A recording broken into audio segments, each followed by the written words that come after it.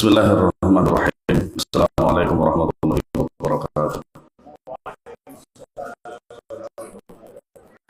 Innalhamdulillah nahmaduhu wa nasta'inuhu wa nastaghfiruh wa na'udzu billahi min shururi anfusina wa min sayyi'ati a'malina.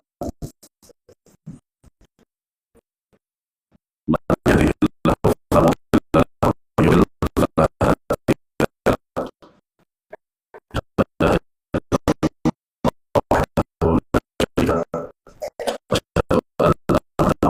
lahu. Ya ayyuhalladzina amanu haqqa tuqatih wa la tamutunna illa wa antum muslimun. Ya ayyuhalladzina amanu alladzi khalaqakum min nafsin wahidah wa khalaqa minha zawjaha wa batha minhuma rijalan katsiran wa nisaa. Wattaqullaha alladzi tasaaluna bihi wal arham innallaha kana 'alaykum raqiba.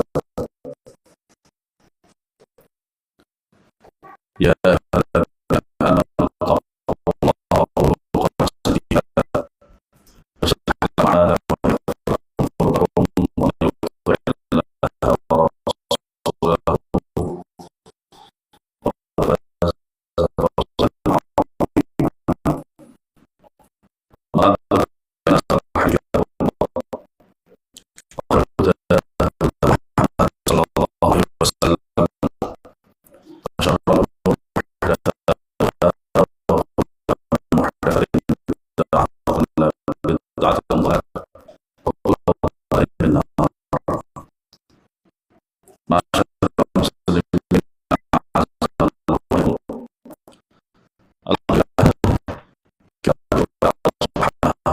'azima.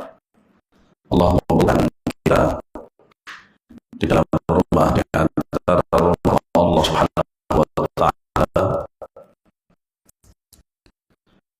guna untuk mempelajari Allah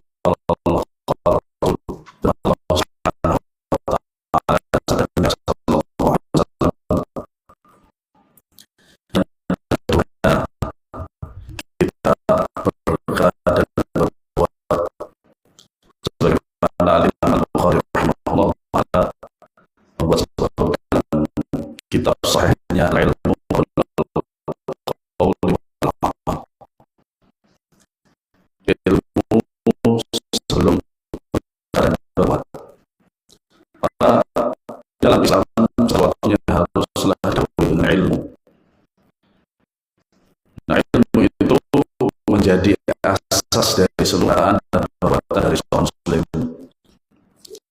Tidak bisa seorang muslim beribadah kepada Allah menurut kemauan dia sendiri, tetapi dia harus berbuat. Lebih lagi jikalau yang diinginkan adalah pahala dari Allah Subhanahu wa ta'ala, maka dia harus berilmu berdasarkan qala Allah qala Rasul. Ma'asyiral muslimin a'azanallahu wa iyyakum. Ketahuilah bahwasanya para ulama salafus saleh, ya, mereka adalah orang-orang yang terdepan dan menjadi qudwah bagi kaum muslimin dalam menghadapi seluruh ibadah-ibadah yang Allah Subhanahu wa ta'ala syariatkan dan nabinya sallallahu alaihi wasallam syariatkan. Oleh karenanya apa?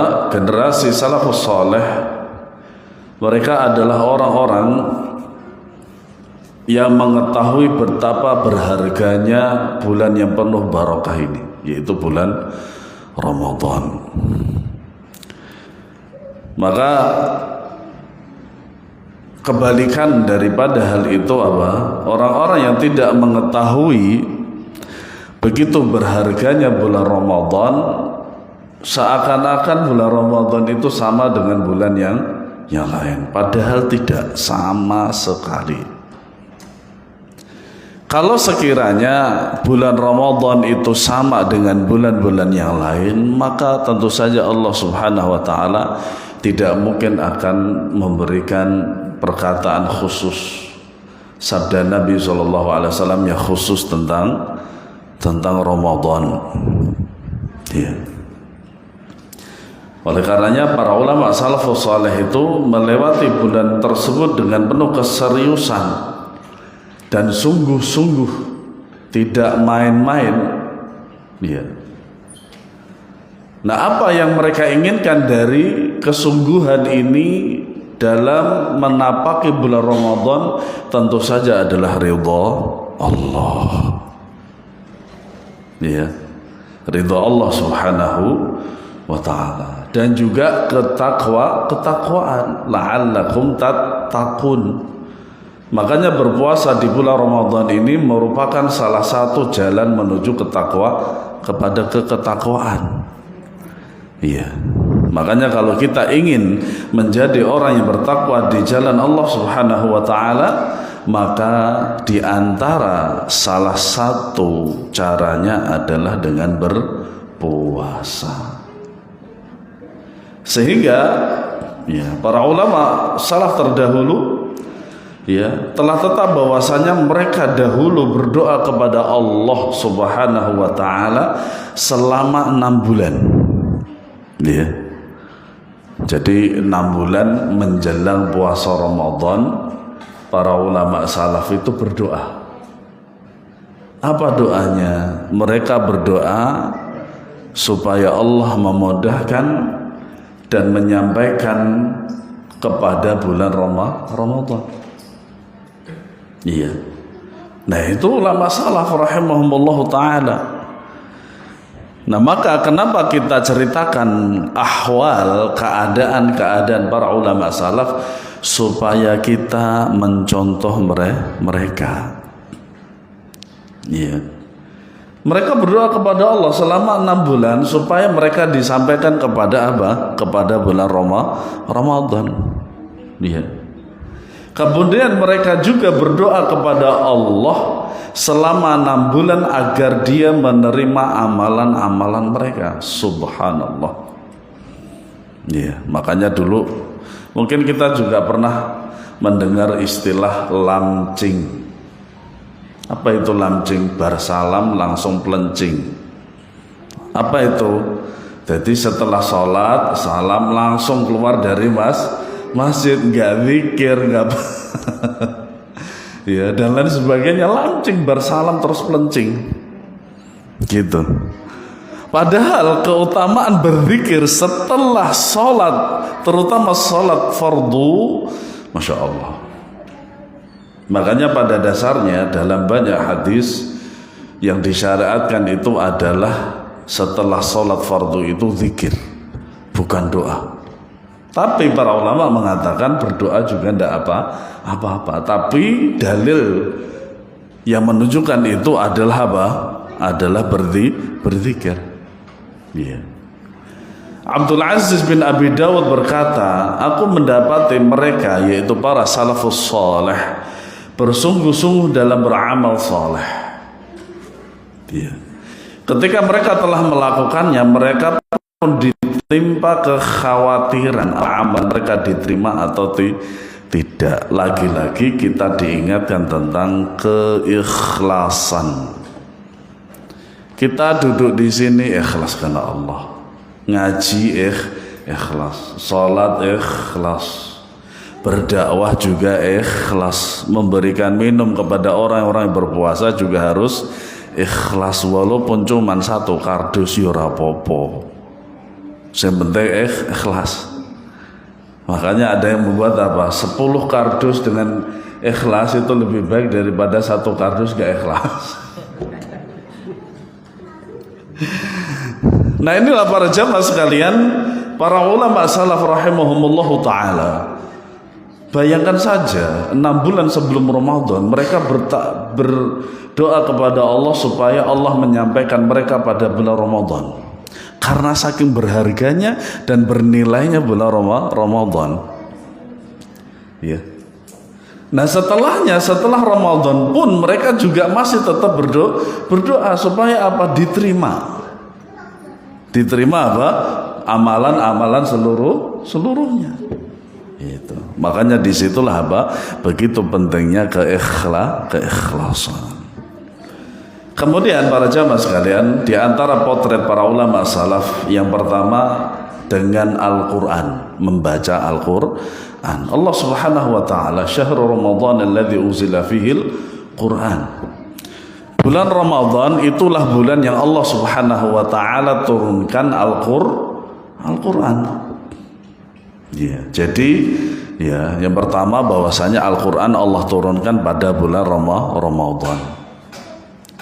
Ya, kapankah Allah menurunkan bulan Ramadan itu? Di dalam surat apa? Al-Qadr. Inna anzalnahu fi lailatul qadr. Wa ma adraka ma lailatul qadr.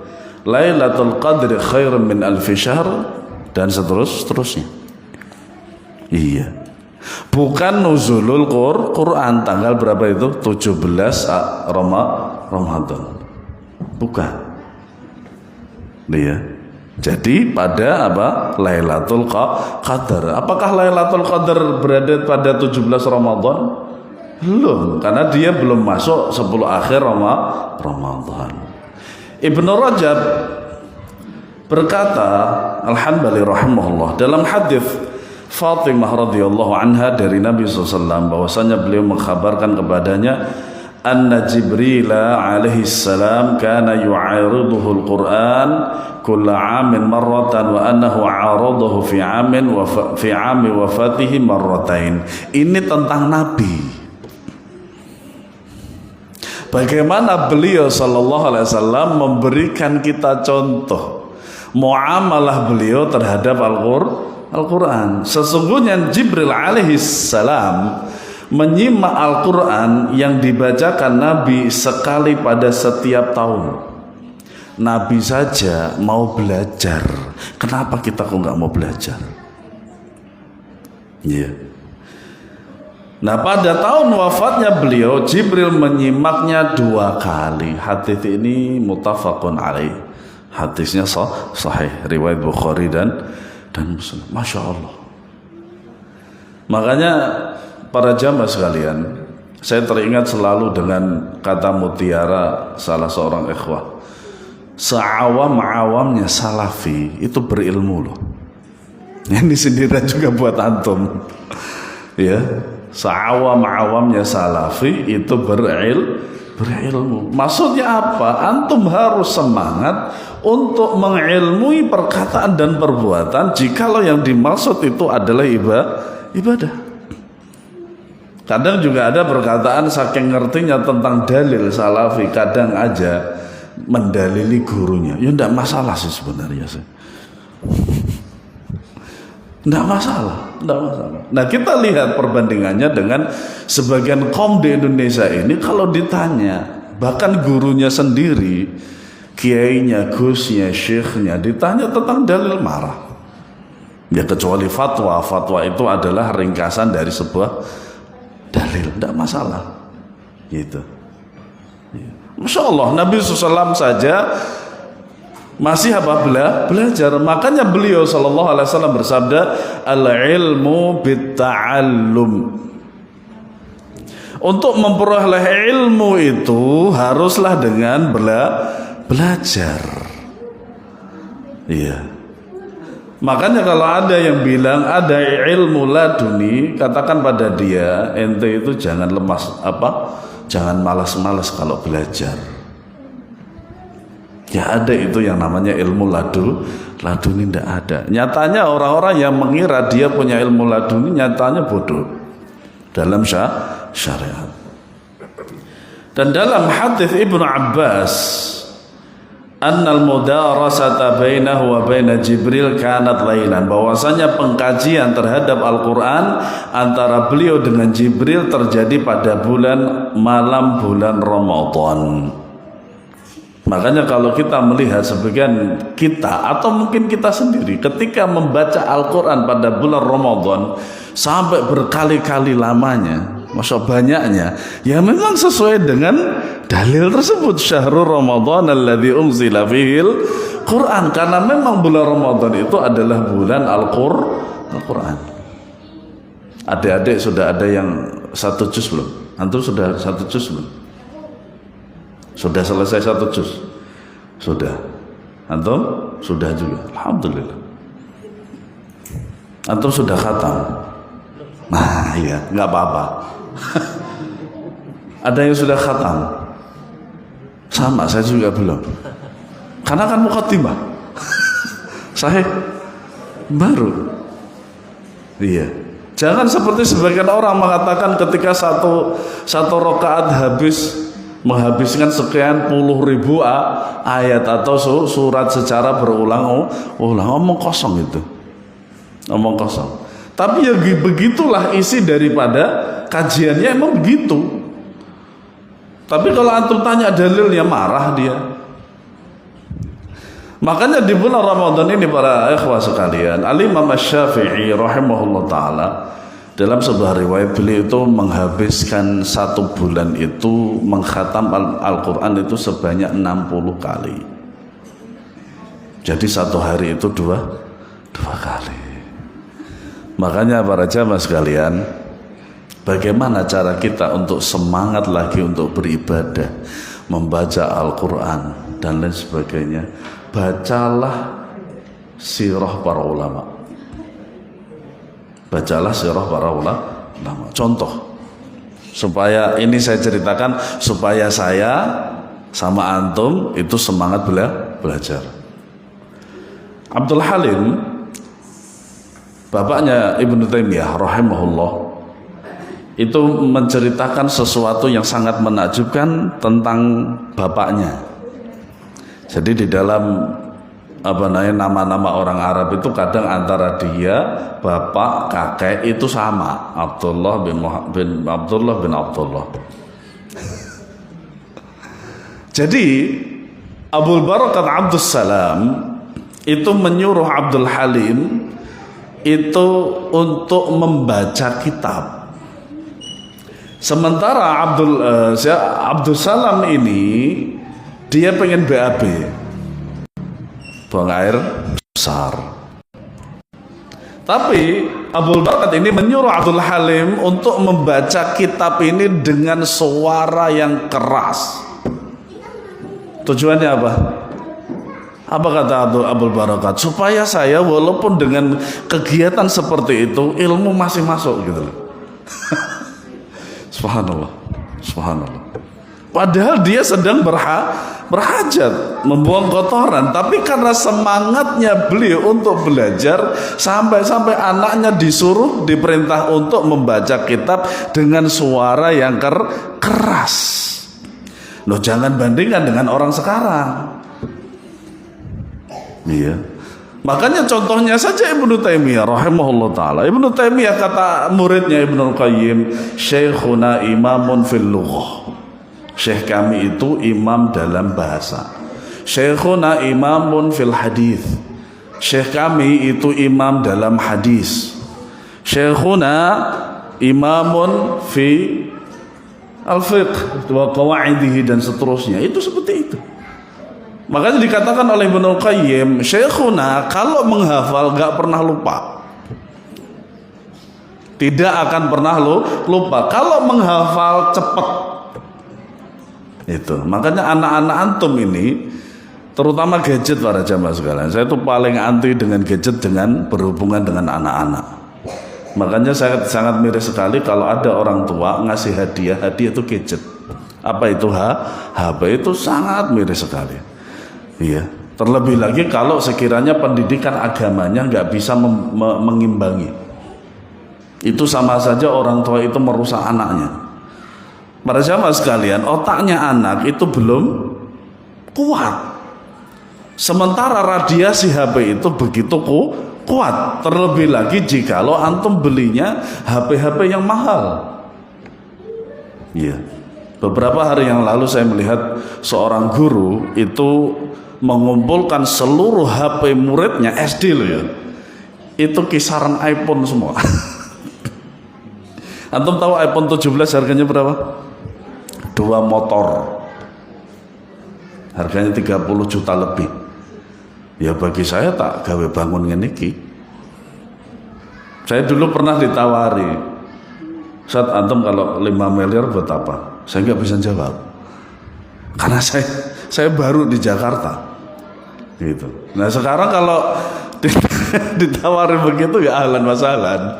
Gitu. Nah, itulah para jamaah sekalian bagaimana para ulama rahimahumullah Nabi SAW memberikan contoh sendiri bagaimana beliau itu mempelajari Al-Quran. Ya. Dahulu Al-Aswad bin Yazid mengkhatamkan Al-Quran pada bulan Ramadan setiap 2 malam. Setiap dua malam itu khatam. Beliau tidur antara maghrib dan isya. Nah, sebagian para ulama itu tidak memberikan keterangan lebih. Bolehkah tidur setelah asar? Tidak ada dalil yang sharih, tidak ada dalil yang tegas. Tetapi itu perkataan dokter. Perkataan dokter, dia mengatakan bahwasanya tidur habis asar itu melemahkan badan. Tapi secara dalil tidak ada. Begitu juga antara maghrib dan isya. Iya. Yang dilarang adalah apa? Setelah isya. Setelah isya kan dilarang. Kecuali jikalau di dalam isya itu ada keperluan. Kayak ngaji habis isya. Tidak masalah juga gitu. Sedangkan pada selain bulan Ramadan beliau mengkhatamkan Al-Quran selama 6 hari. Itu paling mentok sudah ya. Tidak boleh kurang dari 3 hari kalau dari segi dalil. Sebagaimana sahabat bertanya kepada Rasulullah, jangan kurang dari 3 hari. Kalau untuk penyemangat memang demikian. Tapi yang dimaksud oleh Nabi SAW dalam pembatasan itu adalah apa? Kalau mempelajari Al-Quran jangan kurang dari 3 hari. Iya. Antum mungkin misalkan baca apa ya? Di sini mulia dengan manhaj salaf yang tebel itu. Antum 1 hari bisa habis itu. Khusyuk gitu. Iya. Al-Imam Sufyan Ats-Tsauri, jika datang bulan Ramadan beliau meninggalkan manusia dan mengkonsentrasikan diri untuk membaca Al-Quran. Makanya sebagian ulama ada yang mengatakan bahwasanya selama Ramadan itu para ulama meliburkan kajian. Di kajian kayak gini itu tidak ada. Kajian buka bersama, ya itu tidak ada sebenarnya. Iya. Tetapi sebagian ulama yang lain membantahnya. Tidak mutlak karena ente bukan wahyu dari Allah. Wahyu dari Allah hanya dari Nabi saja itu yang wajib untuk diterima. Makanya sebagian para ulama akan saling membantah. Tidak masalah itu bantah-membantah. Yang penting ilmiah dan setelahnya tidak ada kelanjutan. Antum yang bermain di media sosial kan sudah pernah lihat kan beberapa bulan yang lalu yang berdiskusi. Sampai sekarang masih ada enggak itu? Masih memberikan lakop-lakop, gelar-gelar yang nggak benar. Nah itu berarti diskusi itu nggak benar. Ya. Nah, Al-Imam Malik bin Anas jika memasuki bulan Ramadan beliau meninggalkan pelajaran hadis dan majelis ahli ilmu dan beliau mengkonsentrasikan kepada membaca Al-Quran dari mushaf, bukan dari HP. Makanya dikatakan apa? Ya jangan dibandingkan antara mushaf yang ada di HP dengan mushaf yang cetakan itu. Tidak ada perbandingan. Maksudnya apa? Jangan dibandingkan. Tetap dengan mushaf. Ya. Syekh Abdullah Al-Mutlaq hafizahullah ta'ala, ketika ditanya, Syekh, di dalam HP saya ini ada aplikasi Al-Quran, apakah boleh saya membawanya di kamar mandi? Kemudian Syekh menjawab dengan sebuah pertanyaan. menjawab dengan pertanyaan. Apakah kalau antum hafal Al-Quran harus dilupakan dulu masuk, baru kemudian dikembalikan? Nggak bisa. Jadi meninggalkan majelis ilmu secara mutlak di dalam bulan Ramadan itu tidak ada tidak, kalau mau tetap mengadakan kajian ya tidak masalah. Ya, tidak masalah. Ya. Nah, Sa'id bin Zubair mengkhatamkan Al-Quran pada setiap 2 malam. Zabid Al-Yami jika datang di bulan Ramadan, beliau menghadirkan mushaf dan murid-muridnya berkumpul di sekitarnya. Yang penting tidak ditentukan.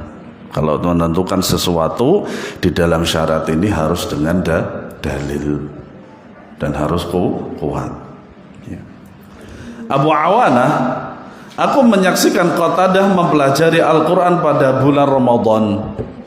Nah ini diantaranya berbeda dengan Imam Malik tadi toh. Nah ini masih ngaji, apalagi ngajinya Al-Quran. Maaf muskilah kata orang Arab, nggak masalah. Iya. Jadi jangan libur beneran. Apalagi ketika saya di Jakarta itu cuma seminggu sekali saya ngisi kajian, lo diliburkan. Ya kalau begitu saya pulang saja kalau begitu. Itu saya bilang ke ke takmir.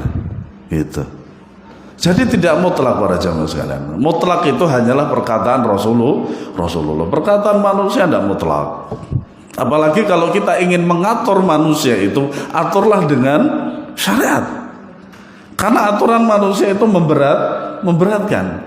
Contoh, Nabi SAW ya, di dalam syarat itu untuk membayar fidyah itu dengan 2 cara, dengan beras atau dengan makanan. Sekarang begini para jamaah sekalian, makanan dengan beras mahal mana?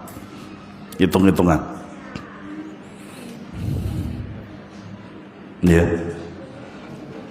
beras. Beberapa hari yang lalu emak saya kan masih sakit dan beliau tidak puasa, masih nanya juga, Mir aku puasa enggak ya? Enggak usah, jelas uzur syar'i gitu kok.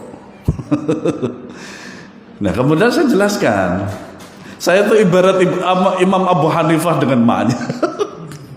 Jadi Imam Abu Hanifah itu tidak diterima sama sekali fatwanya oleh emaknya. Bahkan emaknya dibawa ke hadapan Al-Imam Al-Auza'i untuk memberikan fatwa kepada emaknya itu. Ya kemeter Al-Imam Al-Auza'i di depannya imam besar. Tapi ya itu permintaan beliau sebagai anak yang berbakti terhadap ibunya, ya biarin gitu loh. Saya jelaskan, mak begini loh, jenengan itu uzur syar'i bahkan berat gitu loh. Di dalam istilah fikih itu namanya layur jaburuhu. Tidak susah untuk diharapkan sembuhnya, itu susah. Fidyah itu pertama dengan beras. Beras itu setengah sa'. Setengah sa' itu dikalkulasikan itu 1,5 kilo. 1,5 kilo pinten Pak Eko? 14. Taruhlah 15. 15 kali 30. 400 berapa itu? Nah 450. Nah kalau makanan antum makan sekarang itu kasih orang satu porsi dalam 1 bulan, lebih mudah itu toh. Nah sekarang loh para jamaah sekalian, paling murah kan ada 10.000 makanan jadi itu. Sego pecel aja 7.000 kok. Apa iya orang Kertosono, orang Lengkong ini ada yang nggak suka sego pecel? Kon ngaleh. Ahlan wa sahlan di kota sego pecel, gitu loh. Tapi emak lah gitu orang tua. Akhirnya saya jelaskan lagi kepada mbak saya, sampai duit sampai kayak. Akhirnya dengan perkataan itu yang terakhir ya beliau harus Memilih di antara. Nah, yang mudah ini syariat. Makanya para jamaah sekalian, ketika kita mendapati syariat itu memperinci sebuah permasalahan, ketahuilah itu bentuk kemudahan dari syariat. Iya. Rabi' bin Sulaiman, jadi Rabi' itu sahabat daripada Imam Syafi'i itu yang namanya Rabi' itu ada dua. Yang satu lupa saya. Yang pertama adalah Rabi' bin Sulaiman al-Muradi. Ya. Dahulu Al-Imam Syafi'i mengkhatamkan Al-Quran pada bulan Ramadan sebanyak 60 kali. Dan pada setiap bulannya selain Ramadan sebanyak 30 kali. Ingat, ini membaca loh ya, bukan mempelajari. Ketika saya jadi teringat ketika menggantikan salah seorang ustadz untuk mengisi kajian di Bekasi itu, saya ditanya oleh jamaah, ya mentarhib Ramadan begitu, beberapa hari sebelum Ramadan itu ditanya, Ustadz kalau membaca Al-Quran itu terutama kalau ingin mempelajari Al-Quran itu dengan bismillah atau tidak, atau yang semacamnya, saya agak lupa gitu. Kan sering kan kalau antum ngaji dikit kami itu, kalau ingin kalau menyebutkan ayat-ayat Al-Quran kan nggak pakai auzubillahi minasyaitonirrajim, bismillahirrahmanirrahim, nggak pernah kan? Karena memang saya tidak Dek, tolong duduk Dek, jangan ramai Dek, kalau ramai di luar ya. Nah, saya katakan kepada beliau, ini karena saya tidak sedang membaca mushaf. Iya. Nah, kalau membaca mushaf barulah saya mengawalinya dengan a'udzubillah. Itu kalau di pertengahan ayat atau di pertengahan surat. Kalau di awal surat ya a'udzubillahi minasyaitonirrajim, bismillahirrahmanirrahim, begitu. Iya. Al-Imam Ibnu Rajab Al-Hambali mengatakan bahwasanya larangan mengkhatamkan Al-Quran kurang dari 3 hari itu adalah apabila dilakukan secara terus menerus. Makanya di sini harus diperinci, membaca Al-Quran itu sekedar membaca saja ataukah akan mempelajari juga. Nah, mempelajari Al-Quran beserta tafsirnya 10 tahun gak cukup. Saya tuh membahas Bulughul Maram. Bulughul Maram itu kan dalam berbagai cetakan. Yang cetakan yang saya ada itu ada 9 jilid yang masih bahasa Arab. Itu saja saya membahasnya itu sebanyak 8,5 tahun loh itu. Bulughul Maram. Apalagi kalau tafsirnya, kalau Al-Quran saja dibaca ya. Sebagai Imam Syafi'i 1 hari 1 khatam karena cuma membaca. Tapi kalau mempelajari nggak cukup. Makanya Nabi SAW melarang seorang membaca, diantaranya adalah untuk mempelajari itu kurang dari 3 hari. Gitu. Adapun pada waktu-waktu yang terdapat keutamaan padanya seperti bulan Ramadan, terutama pada malam-malam yang diburu padanya Lailatul Qadar, atau pada tempat-tempat yang memiliki keutamaan seperti Makkah bagi siapa saja yang memasukinya selain penduduk negeri itu, maka disukainya untuk memperbanyak membaca Al-Quran dalam rangka memanfaatkan keutamaan waktu dan tempat tersebut. Inilah pendapat Ahmad Ishaq ini namanya Ishaq bin Rahawai, salah seorang sahabat Al-Imam Ahmad rahimahullah dan kalangan para ulama. Makanya sebelum saya pulang ini saya didatangi oleh seorang polisi juga. Beliau bagian SIM di Jakarta Timur. Saya bilang, antum berapa lama Pak di Mekah? 5 hari. Oh, Masya Allah.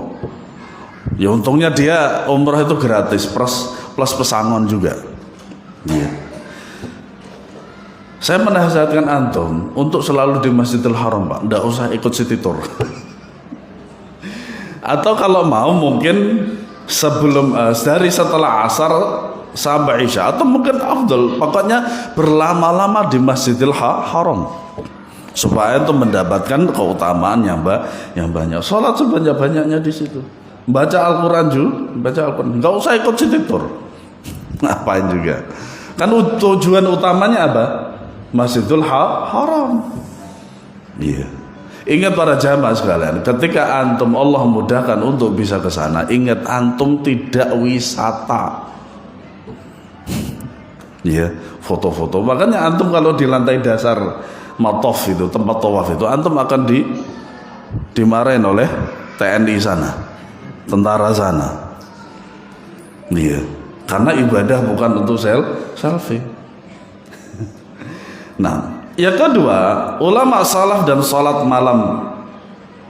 Ya. Al Hasan Al Basri berkata, aku tidak mendapati suatu ibadah pun yang lebih besar nilainya daripada salat yang pertengahan malam, qiyamul lail. Makanya para jamaah sekalian, salat tarawih itu termasuk qiyamul lail atau tidak? Termasuk qiyamul lail. Dalam banyak hadis, lafaz-lafaz yang digunakan untuk tarawih itu adalah qiyamul lail. Makanya tidak ada sholat malam setelahnya. Iya, karena sudah ada apa? Sholat tarawih. Sholat tarawih itu rohah para jamaah sekalian. Rohah itu maksudnya apa? Santai. Iya, santai. Ya, bukan 23 rakaat 8 menit. Itu batal semua itu. Karena tumak ninahnya ndak ada. Nah, ketika saya simak itu, kenapa kok begitu? Ini tradisi. Subhanallah, ternyata tradisi mengalahkan syariat. Sholat itu kalau nggak tumak ninah batal karena dia rukun. Iya. Apalagi 2 rukun, banyak sekali rukun-rukun yang gugur. Pertama Fatihah. Bismillahirrahmanirrahim. Itu sudah batal, belum menginjak rukun-rukun yang lain, itu sudah batal para jamaah sekalian. Salah dalam melafadzkan Fatihah itu batal. Berbeda dengan membaca surat, itu tidak masuk. Gitu. Makanya di sini kalau bagi antum yang menjadi imam, Fatihah itu harus betul-betul mutqin dan tajwid. Ya. Gitu. Abu Uthman An-Nahdi berkata, aku bertemu dengan Abu Hurairah selama 7 hari. Maka beliau, istri dan pembantunya membagi malam menjadi 3 bagian. Yang satu sholat ini kemudian membangunkan yang lain.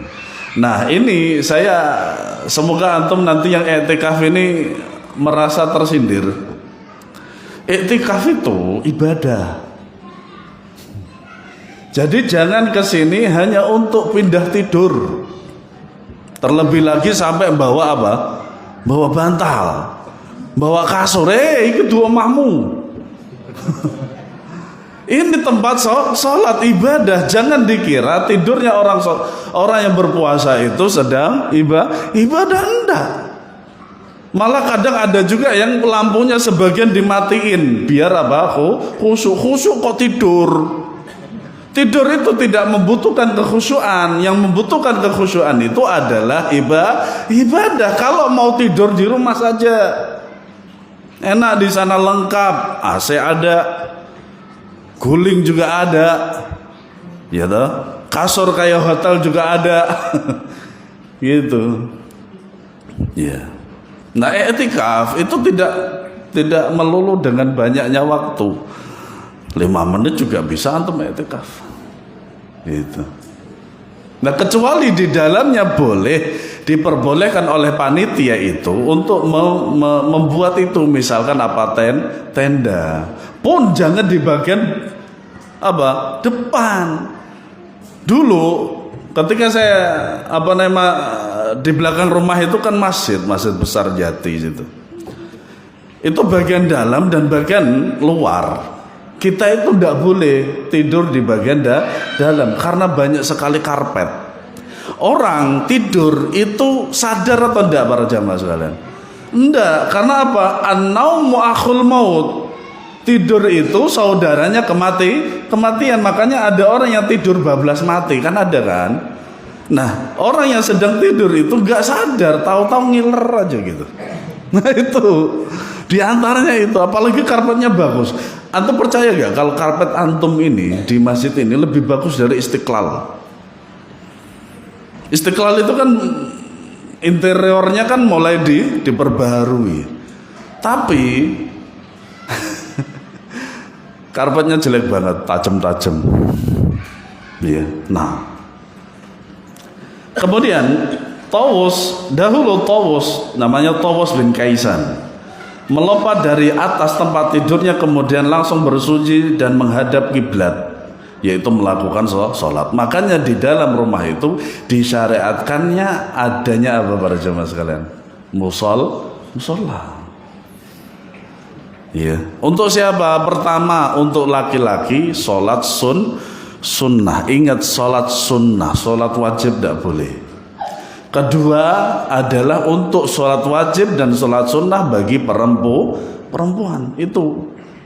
Ya. Makanya disediakanlah di rumah antum itu ada musola. Ya. Hingga datang waktu subuh dan berkata, mengingat jahanam akan menghentikan tidurnya para ahli ibadah.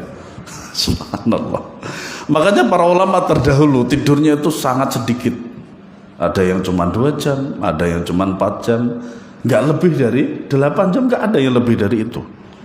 Karena apa? Mereka itu keinginannya dalam benak mereka cuma akhirat. Nggak apa-apa sengsara di dunia, nggak bisa makan, nggak bisa ini dan seterusnya. Para ulama salaf nggak begitu pusing masalah dunia. Malah ketika mereka kalau dikasih dunia itu malah pusing. Ada salah seorang ulama salaf, waktu itu datanglah Abdul Malik bin Marwan. Iya. Saya lupa ulamanya itu siapa namanya. Jadi ketika Abdul Malik bin Marwan itu ketemu dengan ulama itu, ditanyalah ulama tersebut, "Ma hajatuka ilayya?" Apa hajatmu kepadaku? Iya. Setelah itu Abdul Malik bin Marwan diajak keluar dari Masjidil Haram.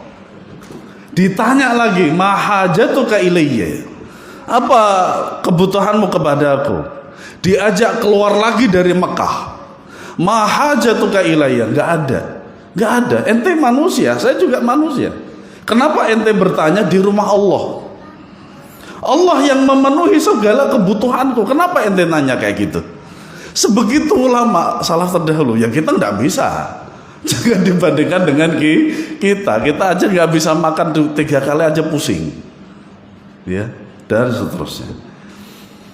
Dari Malik bin Abdullah bin Abi Bakar, dia berkata, aku mendengar ayahku berkata, dahulu kami selesai dari sholat malam pada bulan Ramadan, kami pun bersegera mempersiapkan makan karena takut datangnya waktu subuh. Hadis riwayat Malik dalam Al-Muwatta. Makanya para jamaah sekalian, yang namanya imsak 10 menit sebelum subuh itu tidak ada. Dalilnya apa? Kulu washrabu hatta yatabayyana lakumul khaytul abyadu minal khaytil aswadi minal fajar. Makan dan minumlah sampai terlihat benang putih dari merah. Makanya fajar itu ada 2. Dek, duduk dek. Anaknya siapa ini? Kok jadi ingat waktu saya kecil ya? Lempeng. Iya, anaknya siapa? Hah? Di Mas Akbar. Mas Akbar. Duduk sayang. Tanya. Sampai mana tadi? Fajar itu ada 2. Ada fajar kadzib, ada fajar shadiq. Fajar kadzib itu agak kemerahan atau orange atau kuning. Nah, fajar shadiq itu warnanya putih. Makanya Nabi SAW itu punya 2 muadzin. Muadzin pertama adalah Bilal. Muadzin kedua itu adalah Abdullah ibnu Ummi Maktum. Kalau azannya Bilal masih boleh makan, tapi kalau sudah azannya Abdullah ibnu Ummi Maktum tidak boleh makan. Tapi kalau menyengaja minum ketika azan batal. Paham para jamaah? Seperti itu. Jadi tidak ada yang namanya imsak. Malah dikatakan imsak itu puasa sebelum waktunya. Nah, kemudian saya dengar alasannya apa? Kenapa begitu? Adalah untuk apa? Berjaga-jaga. Tapi jangan dilarang kalau orang sedang makan. Ya, kalau orang sedang makan, walaupun sudah salatu wassalamu alaik seperti itu, jangan dilarang, karena nggak ada namanya imsak itu. Ya, nah, kemudian, nah ini penting sekali para jamaah sekalian. Sebab-sebab batin, sebab-sebab batiniyah untuk seseorang bisa bangun malam itu ada 4 perkara. Ini penting sekali. Jadi kita itu bisa mendapati penyakit dalam hati kita. Kita harus mengetahui penyakit itu, diagnosanya apa, kan nanti akan tahu obatnya. Dokter itu tidak akan bisa mengatakan ini obatnya ini kecuali dengan apa? Diagnosa. Tahu penyakitnya apa. Kemudian kalau sudah tahu penyakitnya apa, tahulah dia itu obatnya apa. Yang pertama, selamatnya hati dari hasad terhadap kaum muslimin. Ada hasad, ada ghibthah. Hasad itu adalah keinginan seorang itu nikmatnya hilang dari dia. Ya, makanya dikatakan apa? Karo tonggo ranyopo. Ya, tonggone tuku gelang atine melang. Tonggone tuku anting atine tonggone tuku mobil atine tonggone tuku tuku ceret lo mencret. Sampai seperti itu orang iri itu. Maka harus ada ghibthah. Ghibthah itu apa? Ghibthah itu adalah kebalikan daripada hasad. Apa itu ghibthah? Yaitu menginginkan nikmat yang sama yang diperoleh oleh tetangganya tanpa berkeinginan untuk hilang dari tetangganya nikmat tersebut. Itu. Iya. Selamatnya hati dari kebid'ahan dan sesuatu yang tidak bermanfaat dari perkara duniawi. Ya. Yang kedua, senantiasa hatinya terbiasa takut disertai dengan pendek angan-angan. Ya. Jadi pendek angan-angan itu maksudnya bagaimana? Angan-angan itu jangan terlalu panjang. Maksudnya begini. Besok kalau saya punya uang beli mobil. Besok kalau saya punya uang beli ini dan beli itu. Semua perkara dunia. Para jamaah sekalian, perkara dunia itu membuat hati gundah gulana. Perkara akhirat itu sangat menenangkan dalam hati. Karena kita tahu nanti kita akan meninggalkan dunia dan kita akan kembali kepada tempat kita, yaitu dari bapak kita Nabi Adam, itu adalah di surga. Yeah. Yang ketiga, mengetahui keutamaan sholat malam. Sholat malam itu para jamaah sekalian lebih terjaga keikhlasannya itu. Karena ibadah tidak ada yang tahu kecuali dia dan Allah. Maghrib jam 18. Ya. Kemudian yang keempat, ini adalah faktor pendorong yang paling mulia, yaitu cinta karena Allah dan kuatnya iman bahwasanya dalam sholatnya tersebut tidaklah dia berucap dengan satu huruf pun, melainkan dia sedang bermunajat kepada Robnya. Ya. Makanya sholat malam itu banyak sekali manfaatnya. Contoh, Pak Lek saya, anak pertamanya dia dulu itu suka minum. Namanya orang sedang suka, itu kan susah untuk dinasehati. Tapi Pak Lek saya selalu sholat malam dan berdoa kepada Allah. Alhamdulillah sembuh. Bahkan sukses anaknya. Bangun rumahnya begitu besar itu. Alhamdulillah. Iya. Makanya apa, di antara bentuk diijabahnya doa itu adalah sholat malam. Nah. Kemudian yang terakhir, ulama salaf dan sifat pemurah dan dermawan ketika menyambut bulan Ramadan. Dari Ibnu Abbas radhiyallahu anhu ia berkata, kana Rasulullah sallallahu alaihi wasallam ajwadun nasi bil khair wa kana ajwadu ma yakunu fi syahr Ramadan. Inna Jibril alaihi salam kana yalqahu fi kulli sanatin fi Ramadan hatta yansalikha fa yu'ridu alaihi Rasulullah sallallahu alaihi wasallam al-Qur'ana. Fa idza laqiyahu Jibril kana Rasulullah sallallahu alaihi wasallam ajwadu bil khairi min ar-rihil mursalah. Dahulu Nabi SAW adalah orang yang paling pemurah dan dalam memberikan kebaikan, ya, sekecil apapun itu, ya, sekecil apapun itu. Yang namanya kebaikan jangan sampai kita nggak semangat, sekecil apapun. Kaidahnya memang begitu.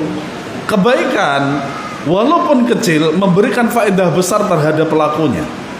Keburukan sekecil apapun memberikan mudarat kepada pelakunya.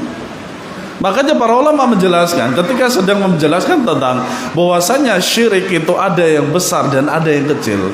Ketika mereka menjelaskan tentang syirik kecil, jangan dianggap remeh kalau itu syirik, karena itu besar. Iya, sama-sama mudarat.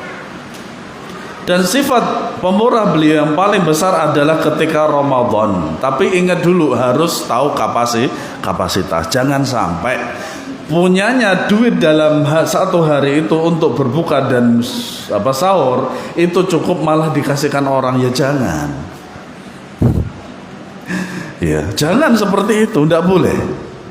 Ya, jangan sampai berbuat baik sementara dirinya sendiri binasa. Itu tercela juga.